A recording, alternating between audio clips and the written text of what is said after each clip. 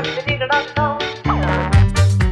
hello. Welcome back to the Elyse DeLucci Show, episode 110. How are you doing? Let me move this microphone away from my face. If you are watching on YouTube, I have my hair up. I got a leopard robe on. You know, that's how we're doing it at Shea DeLucci this morning. I don't have a lot of YouTube listeners, right? Watchers, a lot of YouTube watchers of my podcast right now, which is fine. But I'd have to fix that because we have a lot on audio, just not a lot on video. And what's better? Who knows? There's always a what's better. There's always another thing to do, another thing to get the views, the whatever. Another way someone's digesting your content. I'm exhausted. Okay, I'm exhausted. Fact of the day. Okay. Obviously, I don't know these things when I'm telling you them, but sometimes I can't help to say, "Oh my God, I don't know this." So the fact of the day is that there is a place in Oregon called Boring, Oregon. Boring. Opposite of busy, Boring, Oregon. And they have a sister city. I don't know why they have a sister city. They have a sister city in Scotland called Dull, Scotland. Okay, so since 2012, what I'm telling you is there's these two cities in the world, Boring and Dull, and their sister cities. And they just added somebody to their sisterhood league, and it's Blantyre, Australia. Okay, so we got Boring, Oregon, Dull, Scotland, and Blantyre, Australia. Is that not so insane? And just so you know, it's not because these places are boring. I read that Dull is in Scotland. That's a Gaelic word that means meadow. Okay. And Boring is the name of some early farmer in the Oregon area. But, just ridiculous. I read this. I said, oh my God. Where do you live? Boring. Oh, where you going? Dull. Yeah. Oh, your life must be so exciting. I was on the road this past weekend with Vic DiBitetto, and he is just the nicest guy. I can't say this enough. I said this. I think I sung his praises a few episodes ago, but he's just the best. He's the best. And I'm going to be on tour with him in October, and then a few other dates scattered throughout the rest of the year and into next year. So, I'll keep you posted, but hopefully we'll be in your area. A lot of our shows in October are in New Jersey. So if you're there, you'll have to come out. If not, I'll see you when I see you. But come on. Is that not great? I mean, the guy's great. And this is just what I needed. Okay. Just what I needed. 6 years into this thing. And to go on tour with Vic is just the best. So I'm so happy. I am not happy, though, that I went to Target, the other day. I went to Target. Okay, so let me tell you. Let me set the stage. I have the girl. Okay, first of all, so it's time out looking at my basil plant. I bought this giant-sized basil plant the other day. You might have seen a video on it. And I'm looking at it and it looks like it's dying. I need to get this thing light. This is the problem when you live in an apartment with limited light. You know what? I got to get one of those fake artificial lights on it. Okay, moving right along. So, one of these days where you're like, I'm going to work, I'm going to do whatever I got to do, and then I'm going to go shopping, Target, wherever you're going. Okay. And I knew I should have known, rookie mistake. I should have known that the second I said, I'm going to go to Target and I'm going to buy back to school stuff for the kids, I should have known that Target is not going to have back to school stuff for the kids. Okay, people, that's the situation. The other day, last week, me and the girls, we go to Target and I'm going to get backpacks for them. And I'm telling them we're going to go back to school shopping, walk into the kids section. They don't even have anything out yet. Okay. I said to the lady, oh, do you have backpacks? Oh, we didn't receive the shipment yet. Okay. Then I look on the only thing they did have was they had leggings, the Cat and Jack leggings. And I know from my moms that are listening to this, you all buy these too. And if you don't buy them, you're crazy and you got to go. But the Cat and Jack leggings at Target for kids, they're like $5 a pair, maybe $6 a pair. I mean, you can't get better prices than that. Right. And they last. So I buy the leggings and they're always sold out. These leggings are always sold out in all the girls' sizes, always right before school starts or right before winter or fall. Anytime you need leggings, they don't have any. Like basically is the situation. So, but they had a ton of leggings. So that was Target in Harlem. That was the only good thing. But as for long sleeve tops, sweat outfits, backpacks, nothing. I tried Lester's. I don't know if you guys know the store Lester's. It's big in the city. It's expensive. It's a ripoff. I don't like to give them 1 cent of my money, but fine.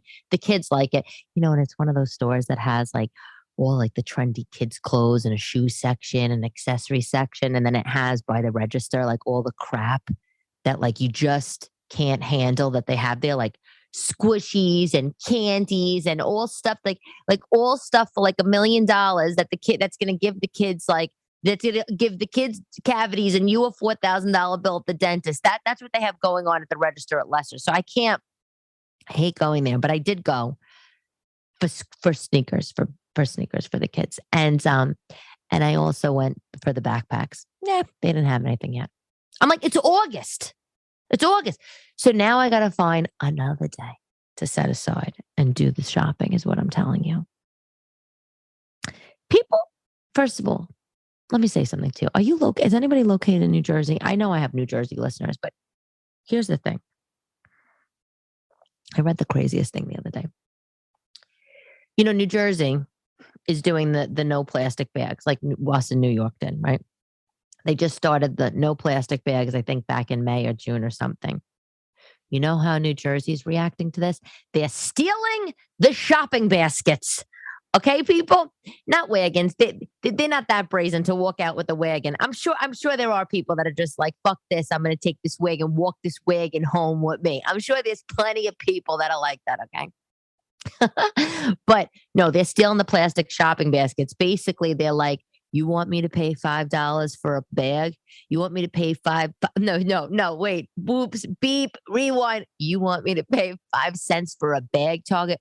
Fuck this. I'm offended. I'm taking the plastic basket home with me. That's what they're doing. These people, they're walking right into the supermarket with plastic baskets that they swiped from them the week before. And I have a bone to pick with that on top of it.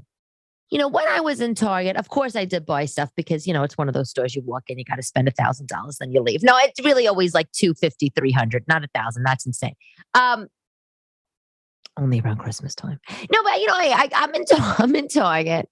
And the lines, of course, are just rammed because, it's in the evening. Okay. So there's no line with the cashier.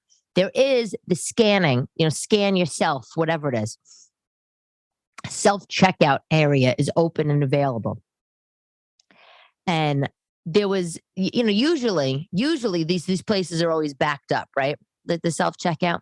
Everybody's always having a problem. You know why? Everybody needs a cashier to come help them 4 items into their thing. But fine. So there was a register open in self-checkout. I go. And you should have seen what a calamity this was. Clothes falling off my arms, things falling out of the wagon. I can't undo the bags. I can't find their stupid, useless Target reusable bags that I friggin' hate. I can't find them. Stuff's dropping all over the floor underneath the bagging area. The whole thing, people, was just, I was Calamity Jane. And I pay and I get the hell out of here. And I'm like, on the way to my car, it's not car, the Uber. I'm like, why am I not getting the shopper discount, right? Well, first of all, I'm working in there. I'm shopping in your store. Okay, I'm putting everything in my wagon. Now I'm scanning my own items. I'm bagging my items. I'm searching around for bags. Then you want me to pay. You want me to pay to bag my item. Where's my discount? Where's my 20% manual labor discount? Where's my paycheck? You're getting free labor from your paying customers. You're getting free labor, Target and all you other stores, from your paying customers. And like I said, when you go on these self-checkout, there's always a couple dodos on the line that are like ringing the bell, asking for the cashier. That's always me. Excuse me, this isn't working. Excuse me, it's really on clearance and the regular price is coming up. So it's like, is this really saving you money, self-checkout? Is it really saving you money? Because you're backing up everybody. You're backing up lines. Cashier's got to jump off their register to come save the dodos like me. Okay. Everybody's annoyed. Everybody leaves disgruntled without a discount. Is it worth it, Target? Okay. That's all I got to say to you. This is exactly why I took magic mushrooms the other night. Okay. Wait a second. You're going to die. So, my ex-husband, he goes to Colorado a few times a year. He goes to snowboarding, skiing, whatever. Of course he does. He makes me sick. And so the last time he was there, he went to well, he always goes to these dispensaries. Not when I was married to him. This is like, I feel like a new thing. But he went to the dispensary and he came home with pot chocolate, weed chocolate, whatever you people call it, and also magic mushrooms, psilocybin, which is supposed to, in very small doses, is supposed to cure anxiety and depression. Okay. So, he had this, he told me, he says it's amazing, the whole thing. So a few weeks ago, he gave me this tiny little tin. It looked like a small Altoid tin, but it was round. And he said, put this in a safe, a lock safe away from the kids. You should try it. He said, I put a couple of pieces of this edible weed chocolate bar in there and also a couple pieces of the psilocybin. Fine. Because of course I have anxiety and depression. Like, who doesn't? I got to live two lives, people. I got to live my real outside life and then I got to live a digital life, just like you. Of course, we're all crazy. You can't keep up. You're making regular photo albums with regular printed pictures. You're going online. You're making Facebook albums. I can't keep up. No, I'm really okay, kind of. Okay. So the other day I decided I'm going to take one of these little magic mushroom cubes. They're tiny, like they are so tiny. It's the size of the Tylenol. And I was so calm. I was totally calm. I was like, my body was very relaxed. My mind went into like a couple like sort of creative holes. But other than that, I was totally calm. And then a few weeks after, I have it right here in the New York Times. I saved it from Sunday paper, July 17th. Here it is. Can psychedelics help depression without trips? So psychedelics without trips. And the whole article goes into it. You gotta Google it on the New York Times website. But basically, there's tons of research. I'm sure you read about it, about psilocybin, which is magic mushrooms, and how it helps cure or helps treat anxiety and depression. There are some little focus group studies over at NYU, New York University, in their, I think their psychopharmacology department, that do studies about this. And they have like a test group. I think you could join a test group if you really want to see if this works, or you could go to Colorado and you could just buy it and try it on your own. But apparently in New York, this is going to be legalized by the end of the decade. I know you thought I was going to say end of the year. Sorry. End of the decade. So by 2040, will we still be working from home by then? By 2040, psychedelics, magic mushrooms should be legal here. And I got to be honest, like I'm on board. I was always that kid growing up that like never did a drug. I never did anything wrong. I knock on wood, except my mouth. I had a mouth on me, that mouth. But I never did drugs. I never drank. Like it just wasn't my thing. I never traditionally liked mind altering substances. Here's the thing. Then I got older. Okay. Then I got older and then I got these kids and then I got life and bills and stress. And now I'm like, bring it on, baby.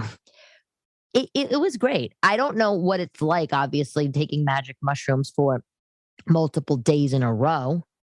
Okay. Which is, I think, when the treatment, when it really starts to treat this depression or anxiety or whatever. But I felt good. And I have to be honest with you, I have been taking at night, like late at night, a little bit of the weed chocolate just to like calm me down. My full-time job, I'm always on. I always have to be on. I'm always available, dealing with websites down, this, that. I'm just always on. I'm always on as a mother. I'm always on as a comic. And the pot chocolate has been really good. And I want to say something. There's so many, I watch all these documentaries and there's all these live performers, particularly musicians and comics, but musicians, I think the most. They go on stage, they're in front of 10, 20,000 people, right, in a show. And the high that you get from the audience and that loudness and the energy, when they go back to their dressing room, when they go back home at night, like they cannot turn their mind off, that's a very big example of it. But that's comics have the same sort of thing, right? Like it's difficult to turn your mind off at night. And a lot of people take sleeping pills, and that's just a freaking no sleeping pills, because you mix that shit with alcohol and you're not waking up. That's your last sleep. Okay. And, or, I've taken Xanax in the past or whatever, but this is the weed chocolate, little teeny bit. Just took the edge off. It's good. It's legal. It's probably not even full strength. I'm such a baby. Even when I take a Tylenol, I got to take half a Tylenol, like a full Tylenol, it's like too much for me. Like, so it's a little smidge. And what I'm saying to you is, if you can get your hands on it and your house is calm that night and everybody's sleeping or goes away, your husband's out of town, or your husband fell asleep on the couch at 6 p.m. and he's not waking up till 6 a.m. You should try it. It's good. But you got to be in a calm environment. Anything could set you off.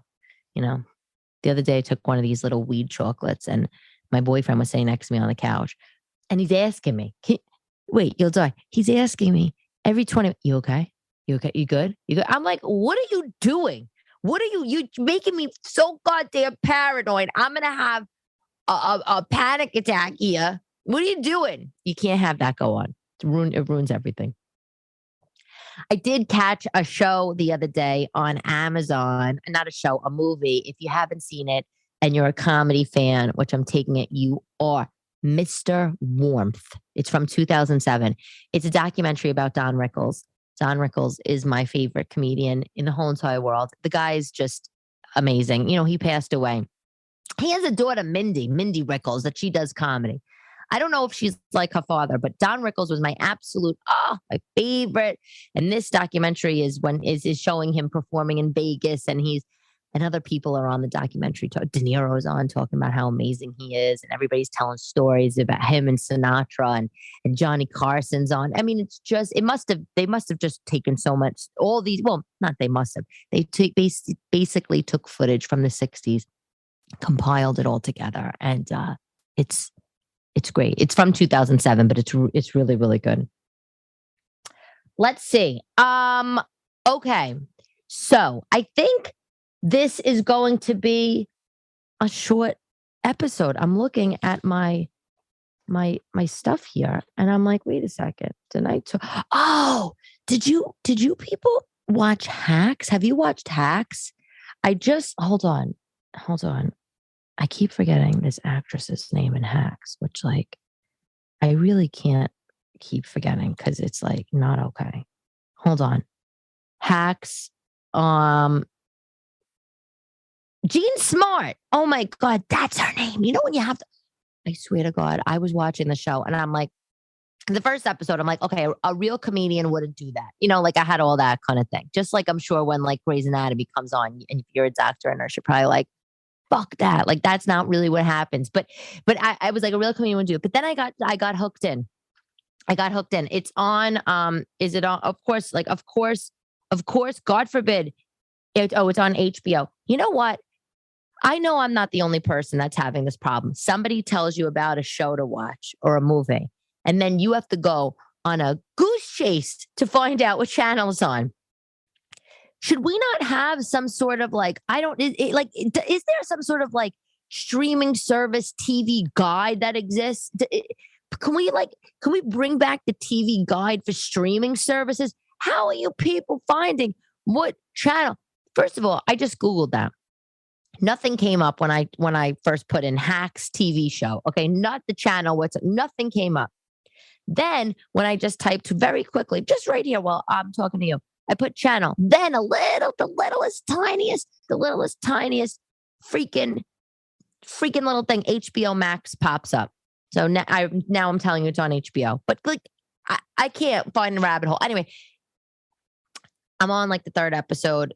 It's really cute. It's this younger girl, I don't know if she's Gen Z or whatever, millennial, but she's going to start writing for this old pro comic, right? And that's basically where I'm at. And they both hate each other. So of course, when there's the the animosity, the disagreement, that's obviously where the comedy is going to come from. So I can't wait to watch it. I can't wait to finish it. It's like my new little thing when everybody's sleeping and I just want to turn my brain off. I'm just turning on Hacks, and so far so good. I keep looking down. Let me just say this. I keep looking down at my wrist. I got such a burn the other day from making a tomato sauce. I ordered 2 pounds of cherry tomatoes from Costco. Because of course I only wanted a couple for a salad, And so this giant bushel shows up at my house, and I'm like, oh, what the hell am I going to do? So I made this beautiful sauce, and I love it. And basically, all I do is I just saute garlic and oil, and then I dump the cherry tomatoes in a saute pan. We put a little salt, a little pepper, and I cover the saute pan, and I stir it. I have it on like medium low, and I stir it every, I don't know, 5 minutes, and the tomatoes, they start to burst, and it's delicious, especially the sweet. And you could put a little sugar, obviously, to sweeten up the sauce. And it's so nice. And then after about 15-20 minutes, when all the tomatoes, they're soft, they've burst, whatever, the sauce is juicy, I put a couple of the fresh basil leaves in there. You know what I'm saying? And I opened up the saute pan, and a couple of cherry tomatoes burst on the skin of my wrist, the inside skin of my wrist. What holy hell pain that was in. I've been rubbing Neosporin on, and now I have these heinous scars. So hoping they would go away.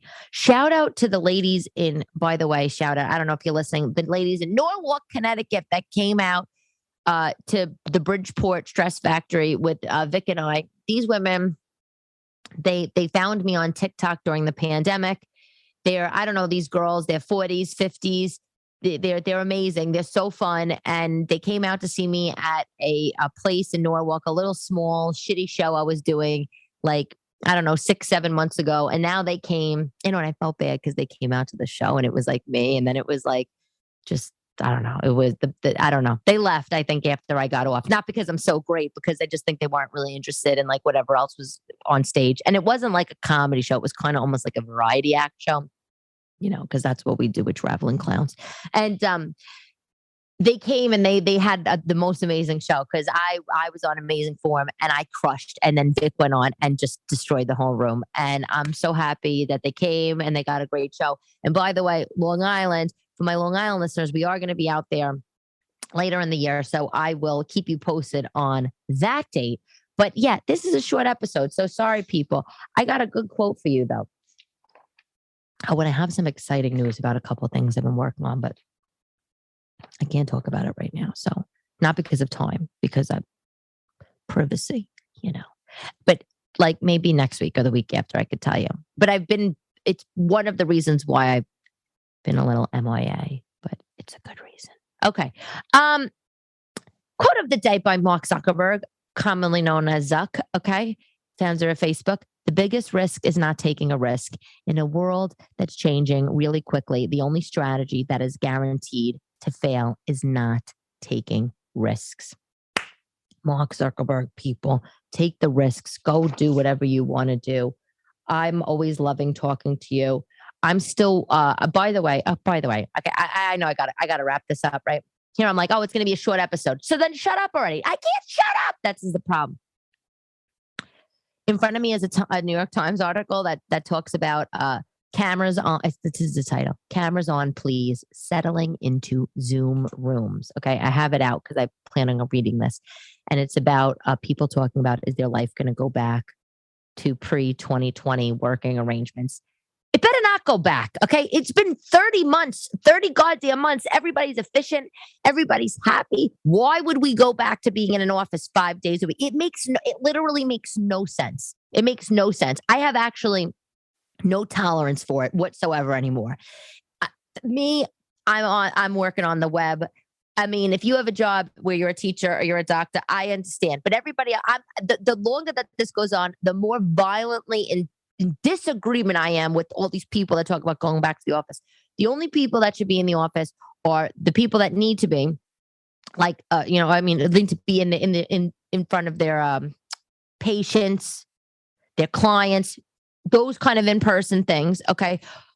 Or if you are a very young, first 1-2 year out of school grad, because you do need to know what it's like to go to happy hours and be in meetings and all, be punctual and all that. You do have to learn that kind of thing. So maybe they should have some incubator thing for people that just graduated. But people like me that have been working 20s, it's ridiculous.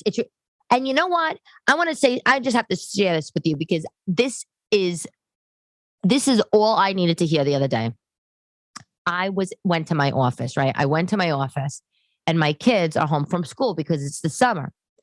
And my nanny shows up. And my nanny comes and she's unpacking her stuff.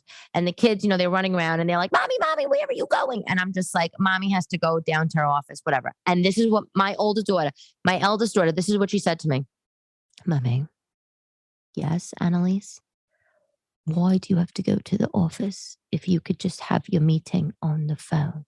This is what she's saying. She just turned 8. Why go to the office if you can have your meeting on the phone, on video? This is inside the mentality of an 8-year-old, okay? An 8-year-old. You think from when she's 18, that's all she's going to be thinking. I mean, and listen, I'm going to make sure that her ass gets out of the house, off the computer, having her in-person, real-life experiences, i.e. when she starts working. But this is all she knows is she sees the convenience, the efficiency. She sees that mommy's home around working, babysitters in the other room with the kids. This is the future. My kids, they're sitting next to each other the other day on the iPads playing hide and seek. Swear to God, they're playing hide and seek on the iPads. I hear from the other room, hide there. I can't find you. And I stick my head out and I'm like, what do you mean? Vivian's sitting right next to you. You can't find her. And she says, no, Mommy, we're playing hide and seek on the iPads. Okay. This is where we are at. Kids, they're sitting sedentary, playing traditional outdoor games. I mean, so if that's what, and I'm not saying it's right or wrong, but that's what people are doing. That's the way that they're adopting this. They're adopting these virtual worlds like this. So why, of course, they're going to think mommy's working, but she's on the phone. Why would mommy be in person? Anyway, that's all I had to say about that. I don't want to bang on. I get crazy when I talk about this working thing. I get it. Listen, if your work is your livelihood and you want to go and you want to see faces, then, you should be able to do that. But for the people that have realized that life is too precious, life is too short, and we want maximum convenience and efficiency in our lives, or we need that, and we're using technology to better our offline lives, let us be people. That's all I can say. Anyway, I'm Elyse DeLucci. This has been episode 110. Next week, I'm going to have way more information. Not information. We'll have way more fun. I don't know. It's been a slow week, but I've been in this whole working on this special project. So more on that soon. Thank you for listening. I love to love you. Talk to you next week.